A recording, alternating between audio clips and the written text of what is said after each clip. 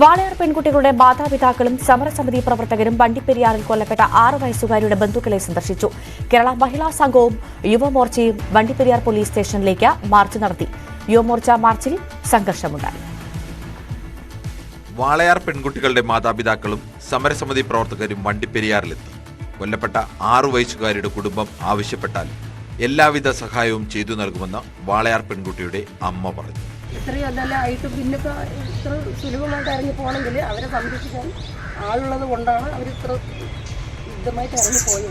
അപ്പോൾ അതൊരിക്കലും അങ്ങനെ ആവരുത്. തെറ്റ് ചെയ്തവർ ശിക്ഷ അനുഭവിക്കുക വേണം. കേസ് അട്ടിമറിച്ചുവെന്ന് ആരോപിച്ച് യുവമോർച്ചയുടെ നേതൃത്വത്തിൽ വണ്ടിപ്പെരിയാർ പോലീസ് സ്റ്റേഷനിലേക്ക് മാർച്ച് നടത്തി. പ്രതിഷേധക്കാർ ബാരിക്കേഡ് മറികടക്കാൻ ശ്രമിച്ചത് സംഘർഷത്തിനിടയാക്കി.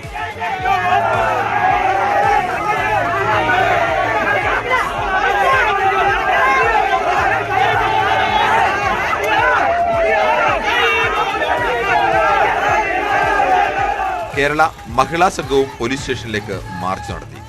അന്വേഷണ ഉദ്യോഗസ്ഥന് വീഴ്ച പറ്റിയെന്ന മഹിളാ സംഘം സംസ്ഥാന സെക്രട്ടറി ES ബിജിമോൾ കുറ്റപ്പെടുത്തി.